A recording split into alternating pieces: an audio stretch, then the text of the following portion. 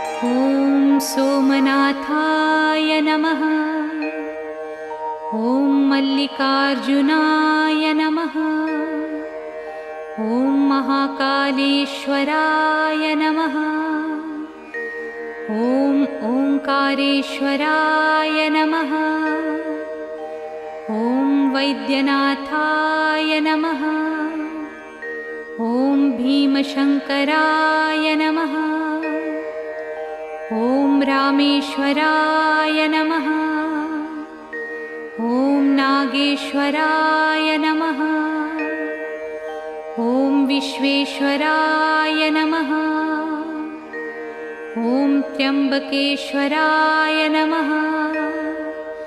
ॐ केदारेश्वराय नमः।